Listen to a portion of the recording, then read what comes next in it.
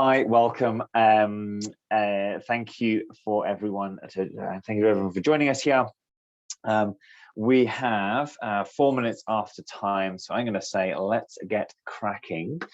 Good morning or good afternoon, depending on where you are in the world. My name is Mark Porter. I'm the Vice President here at CEBA. Really looking forward to today's Discover session. Next slide, if you could, please. Today we are going to be talking about embodied carbon within building materials. Can we advance the next slide, please? Thank you. And how we can take action.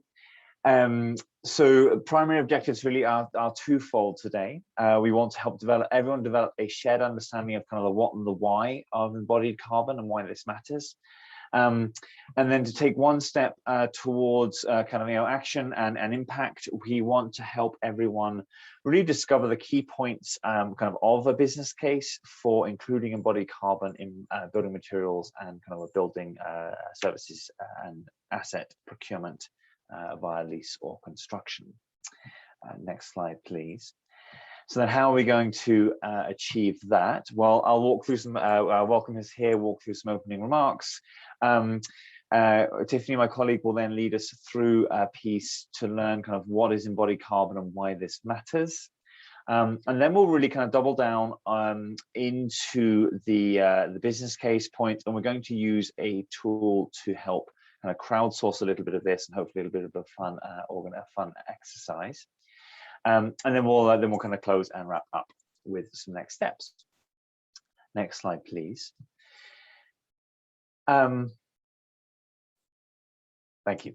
I mentioned I'm Mark, and I'm also really happy to be joined here by Tiffany Mayville, who is a senior associate in the Clean Energy Buyers Alliance with me. We and a few other colleagues work on a program that's really focused specifically on the decarbonizing the industrial supply chains energy, and we're working here on building materials as well as solar. Next slide, if you could, please. So before we start, we always like to set the container and kind of create a space for the conversations we're going to have here.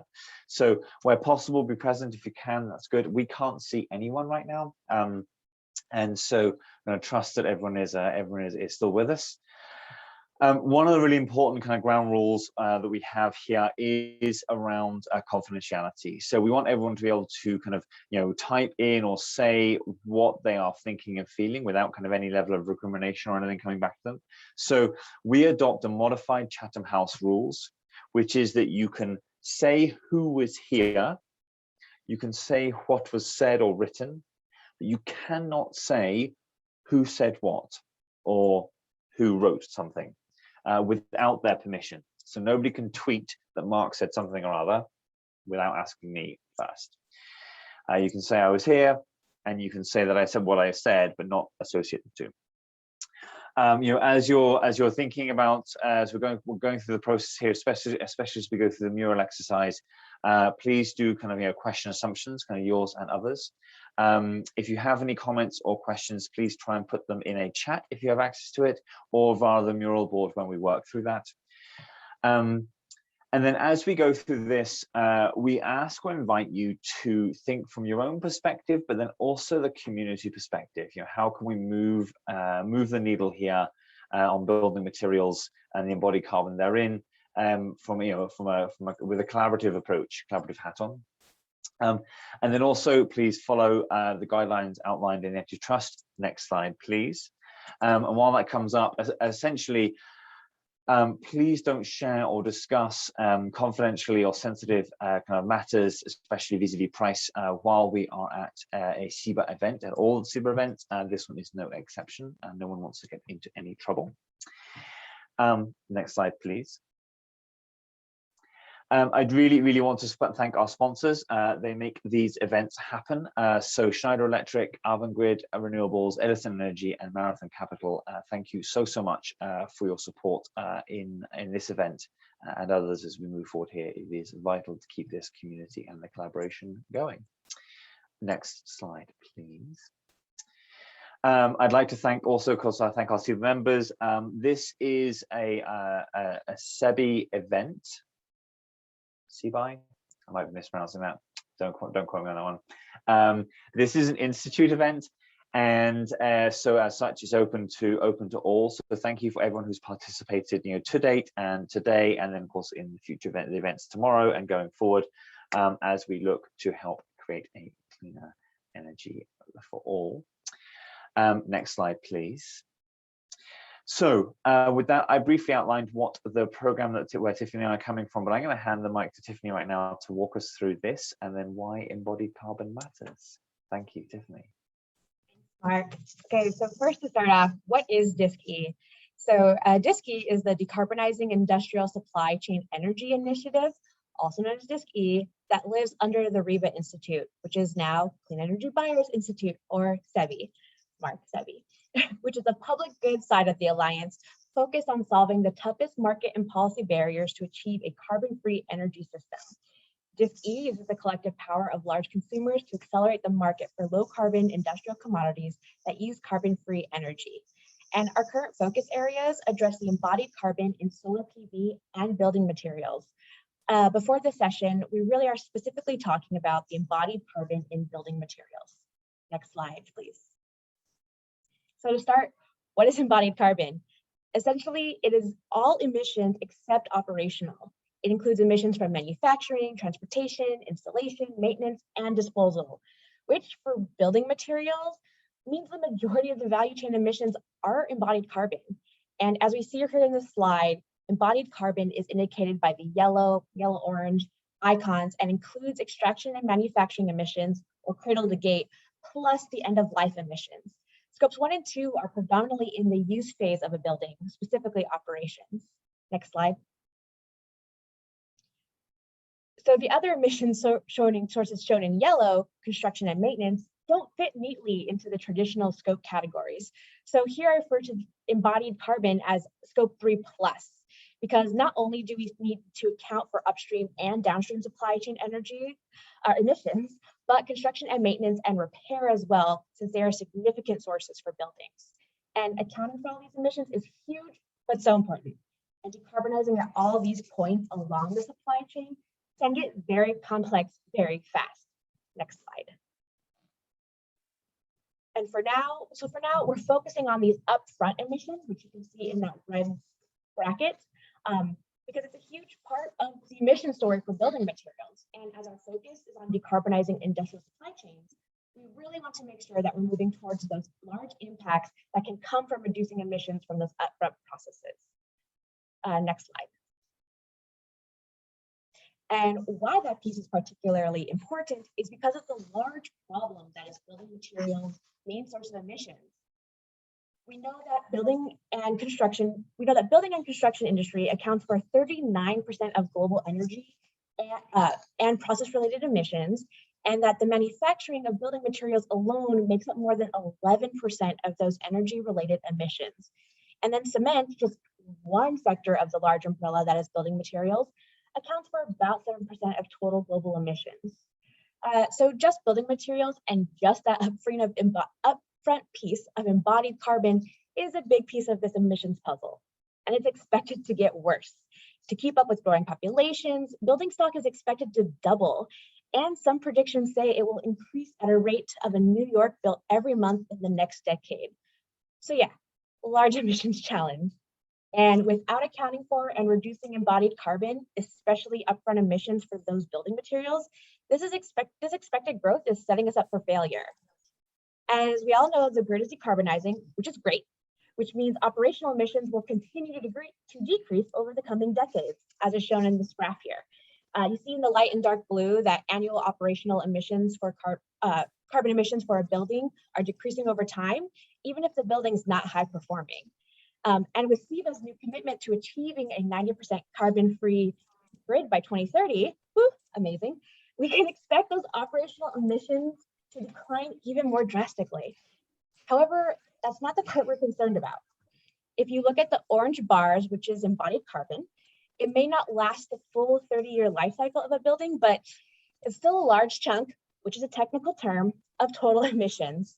That initial year on the left, which is that upfront carbon we've mentioned once or twice, is multiple years worth of operational carbon. And the bigger downside is it's locked in. Once you have those emissions in your life cycle, there's no amount of reduction later you can do to reduce it. And to make it more complicated, that carbon tends to be locked in before an RFP for a new building even goes out. So much of these decisions happen in the planning process. So if we're not prioritizing decarbonized building materials before the fact, we're going to get stuck with quite a significant amount of carbon lock-in that we cannot decarbonize our way out of in 10 years. Next slide. Next slide. And here's the lovely graph I was talking about this whole time. Apologies that we didn't go forward. But as you can see here on the graph, we've got the blue bars, we've got the orange bars, embodied carbon. All right, next slide. And so now that we've painted this picture of the urgency to address not just the mountain of embodied carbon, but specifically upfront emissions and building materials, it's especially important to care about accounting and reducing these emissions because of the large amount of risk we're facing if we don't. So from a scope perspective, supply chain emissions completely trounce operational emissions. According to the CDP's most recent supply chain report, on average, an average company's scope 3 emissions are 11.4 times greater than scopes 1 and 2 combined. And this is only based on those actually disclosing their scope 3. So when we scale that to all of the pieces missing, we really start to build this understanding that there's a lot of emissions we're missing, and we can easily deduce that the number is greater for companies with building materials in their supply chains. So building materials are huge. And with embodied carbon as a huge chunk of the total emission story, we are truly missing out on an essential opportunity if we don't prioritize decarbonizing this sector. So that's why we're here, and that's why we care about scope 3 emissions and embodied carbon, because the impact it has carries a lot of weight for some of the most ambitious climate goals. Net zero commitments, scope 3 reduction claims, they're really the talk of the town, and they're everywhere, especially as we see commitments for Science Targets Initiative growing on that platform. These claims are going to miss the mark with this carbon lock-in, and the risks are not only being missed, especially as embodied carbon accounting starts to become the norm. So acting now is essential to get ahead of that risk, and starting at the procurement of building materials is an essential way to stop that lock-in and reduce embodied carbon. So it is time to take action. But what does that actually mean for procurement? Next slide.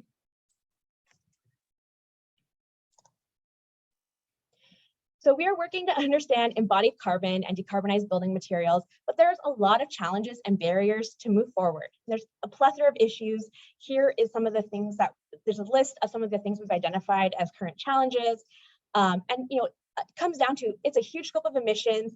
There are many links in the chain, especially among buyers, and the lack of ability to communicate these complex issues, and the lack of resources to be able to communicate these complex issues up and down the supply chain is really one of the big issues. And so to do that, we know that we need to take some small steps to take action. And so for that, we're going to start with working together to build the business case and gaining internal buy-in. Next slide. And so specifically, we're going to target the how to bridge some of these communication gaps that repeat a lot in some of these, but really go back to how do we communicate these really complex technical issues across the supply chain so that decisions can be made and decisions can be kept. And so one action to do this is to develop some resources, including a C-suite pitch deck, which Mark will talk a little bit more about with us. And so to do that, we're discovering that really we need to address the supply chain, we need to address the way that we communicate with each other, and so this is one way to start. Next slide.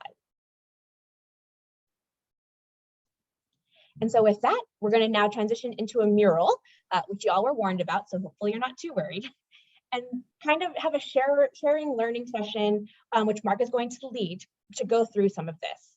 So we're going to go ahead and transition over to that now. Excellent, thank you, Tiffany. And so everyone should be able to see the chat message that Jen just dropped in about going to the mural board.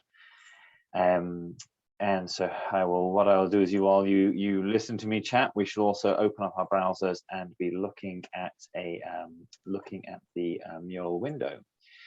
So To start us off, I'm actually going to, I can see many folks coming in here. I'm going to move you to the left, bottom left-hand side of the left middle, I would say, of the board here. And you should be able to see we have a check-in question. So reflecting on, I'm actually going to summon people. Hopefully I have that power. Yeah, there we go. Great. Okay. So you should have just moved down to so you can see what I can see. I just want to release everyone. So think about this. As Tiffany just went over the material there on embodied carbon, how familiar are you with that? So think on that question and then find a relevant column, whether it's new to you, fairly familiar, or you have an expert knowledge. And then you have three options within each of those categories, and just grab an icon that's just sitting above it and drag that down to the relevant place, relevant box, I should say.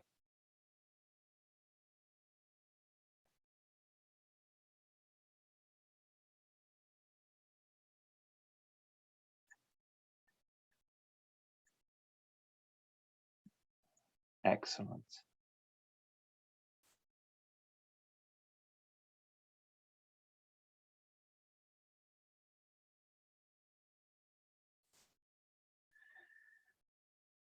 Good. Okay, 1, 2, 3, 4, 5, 6. This is good.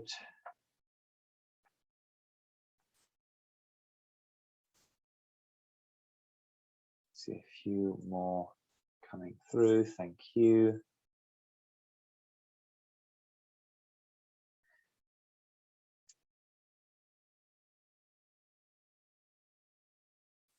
Excellent. Okay, thank you very much indeed. So I'm looking at this here, and I see a fairly even spread across all areas, although with a slightly more weighting on folks who are bringing some knowledge in, which is excellent. So thank you so much. Good. Okay, so we're going to keep moving on here because we want to kind of make sure we get through everything. So I'm now, with the magic of technology, going to reveal a new area. And I'm probably going to use my ability to summon us all again.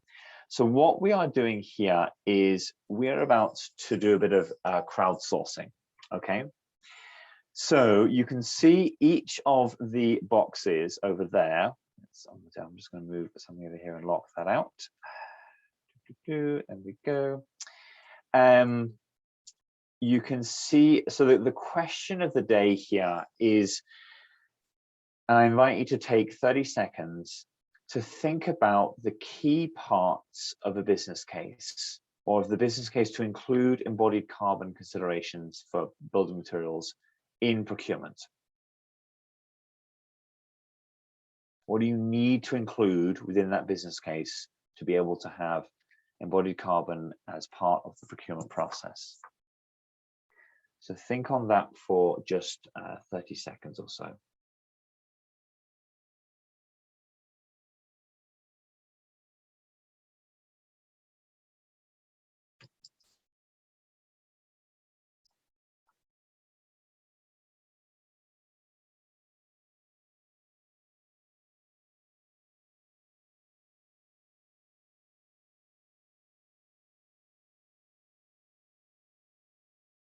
Okay, so with the ideas you have circling through your mind, what I'm going to ask you to do now is find one of the boxes, grab an icon from the stack of icons at the top here, and just drag it to where it says box 1. What are the top 5 most important? Blah blah blah.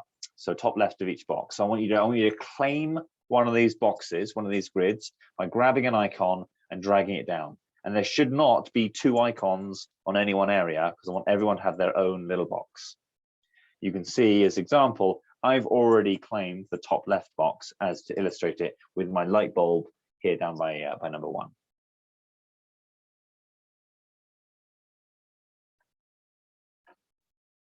Now, I cannot hear anyone through this process. If you were having real troubles, I would love it if you could just maybe drop a Postit note Let me just create an area for Postit Notes and questions. There we go. Just here. It's going to be called questions.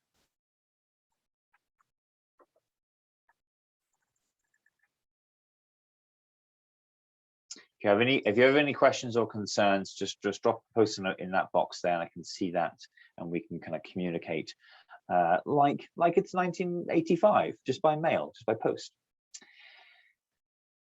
Okay, so I can see that we have we have a few folks that have claimed boxes here.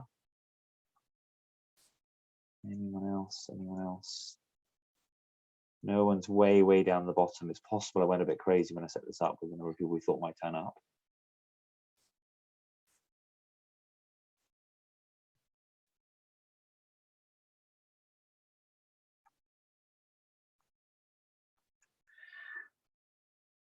Okay, does anyone not have their own box, I guess is the question here. I see two people with this, and I fervently hope that everyone has a box.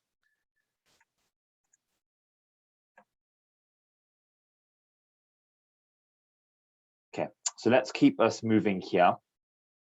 So with your little box there, think about the top 5 kind of most important parts or component parts of the business case to include embodied carbon for building material procurement, and write down those top 5 in the yellow Post-it notes next to the 1, 2, 3, 4, 5.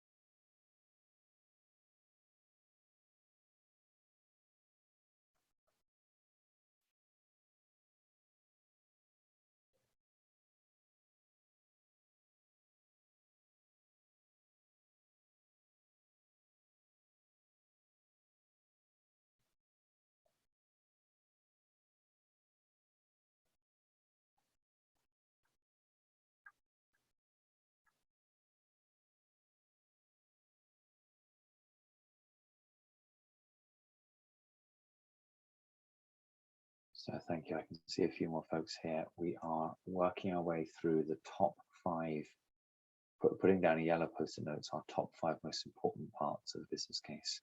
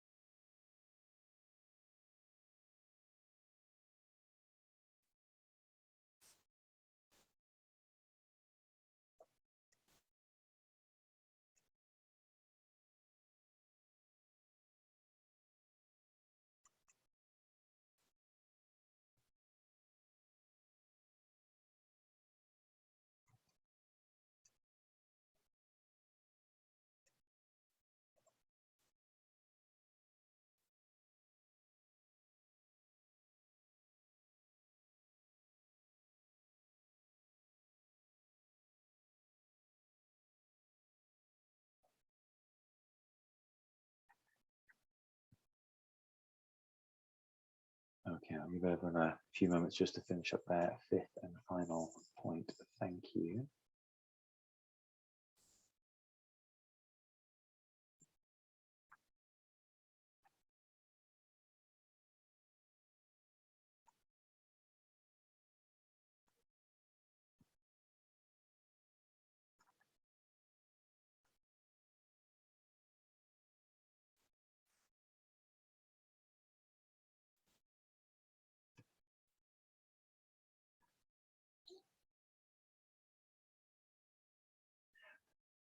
Great, excellent. Thank you so much. Okay, so, and here's where we're going to kind of run through some fast cycle rounds here. So what I'm now going to invite you to do is move to one of the other boards. I think we have 6, although slightly offset, 6 across 3 rows. So find a different board, and to stake your claim, move the icon from wherever it is on that first, big yellow sticky section 1 over to where it says round 1. So just grab an icon from within this board set here, and then move that over.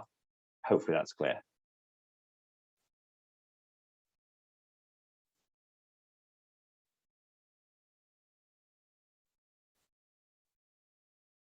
So we should be able to see from within the same box. I can see somebody just moved a house over, which is great.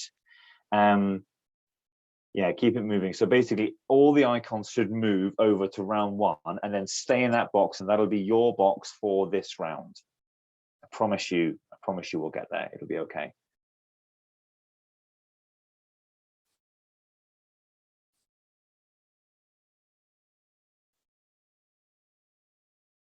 Okay, so I can see there are 2 icons still sitting in box number 1 on the top row. So 2 folks have not moved an icon from wherever it is to a different round 1. Okay, that's good. I've just seen that one move over. And 1 more person has not grabbed the icon from the top middle box down to the very center box. Someone needs to do that. Someone who's not moved an icon yet.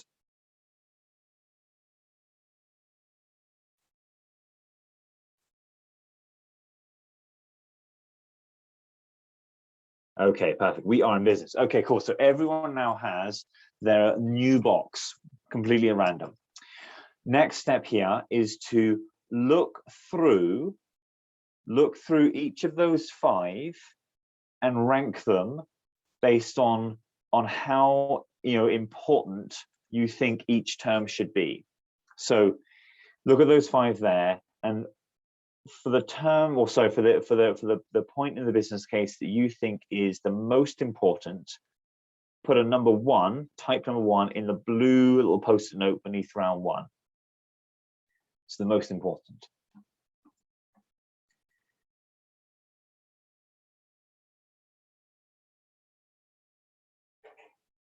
So read through each one. Okay, excellent. I can see that's happening in the middle. Okay, good. This is going well.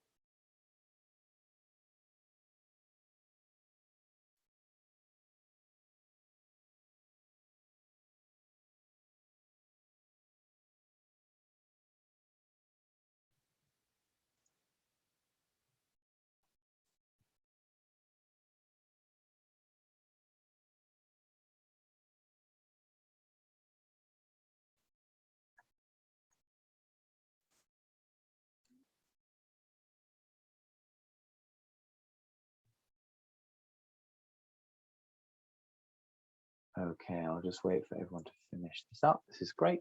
Thank you so much.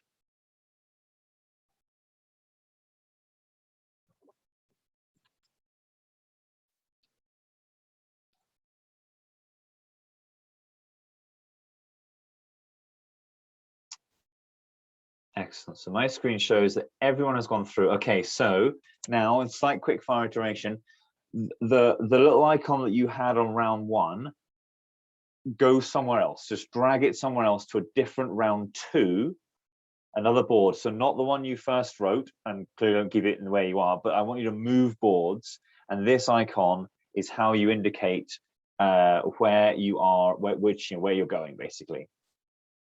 Okay, so that was beautifully quick. Thank you, everyone. So exactly the same process with the new set of business case points. Again, like which is the most important to include, like the highest priority you have to.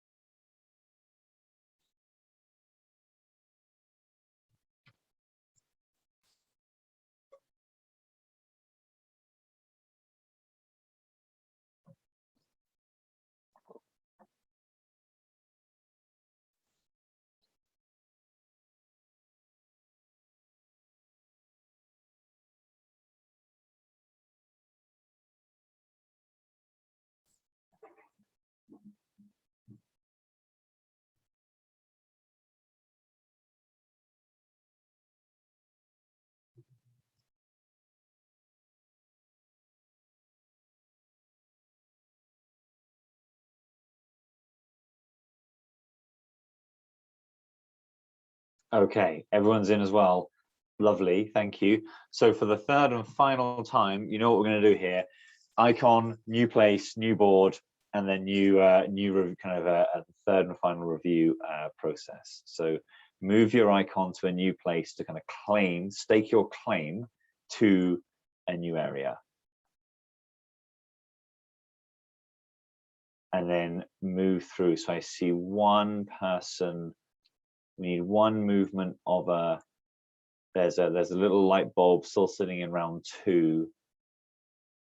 I can't tell who that is because that's how Mural works. And I think that needs to go up to the top middle, the middle top board, because all the other round 3s have been claimed.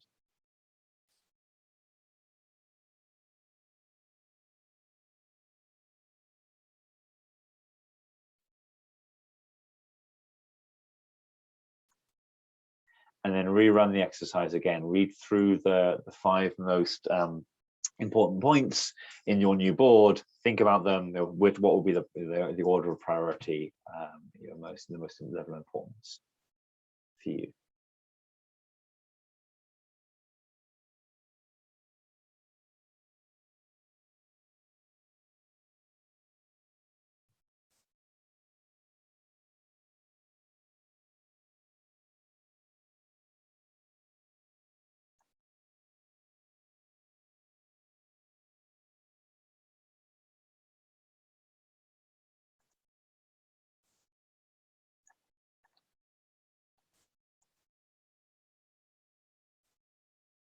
Okay, I'm not seeing the center board, the center little the center board there.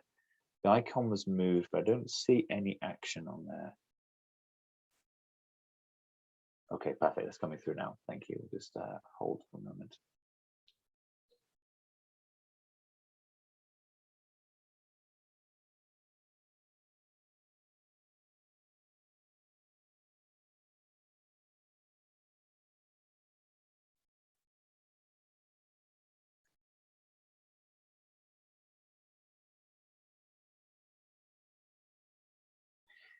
Now I can see, I think I see everyone here has gone through, so this is great. So on your third and final board where you were sitting, can you just add across the rows there and type in the total of the 3 rounds into the kind of the dark purple, the sum into the dark purple Post-it notes there, please.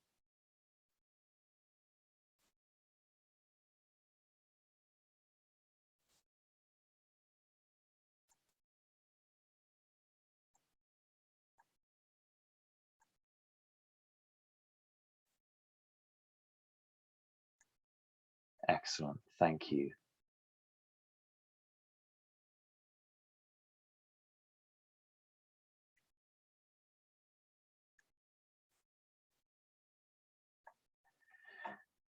Okay, so with our addition, I think in all bar the bottom last one, but that was mine. It was okay. I can do that in a moment.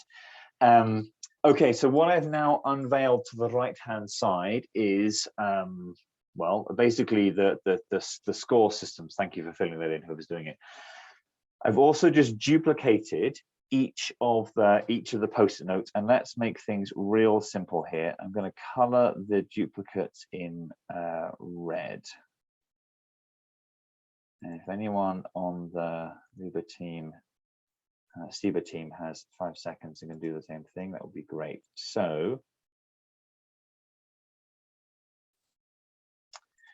with our new red Post-it notes, if we could drag those through over and just basically put them to load them into the relevant place. So if I look at the top here, I see the top middle, there's one point here that says risks if we don't do this, that was rated a 3. So I'm going to physically drag that red over and just dump it in the 3 box over there.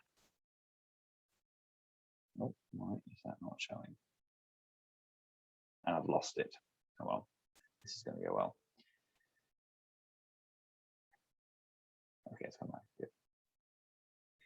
So if everyone can drag those over. So what we're going to start to do is we're going to basically, we've done a bunch of scoring, and we're now going to place them in score rank order.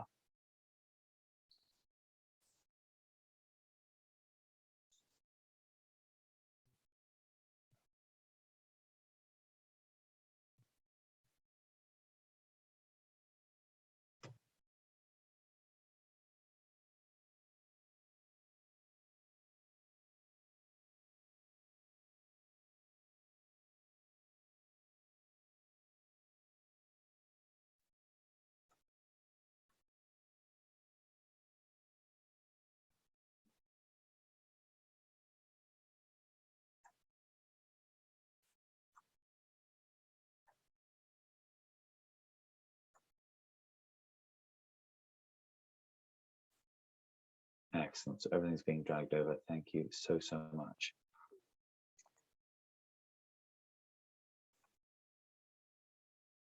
So what, I'm just looping back to our objectives here for a second. What we've tried to do here is both, discover what all the different kind of component parts of the business case could be, of what's there and what's also most important as voted by everybody here. So maybe for a quick second, let's have a look at, read through, and I can see somebody's going through and expanding them. So thank you so much. Have a look at them really. I would invite you just kind of cast down the list there. So what is appearing at the top of that this column here under step 2 is voted by us all here as kind of the most important points to include in any business case, specifically for vis-a-vis embodied carbon. Sorry.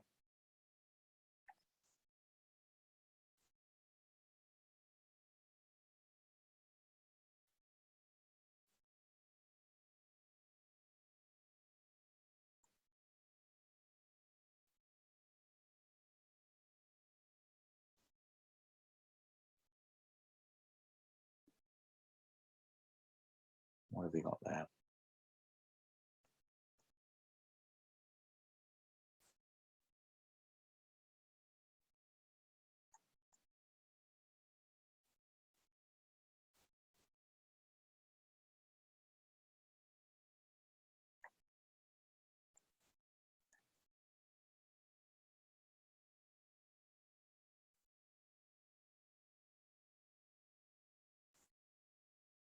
Excellent, thank you.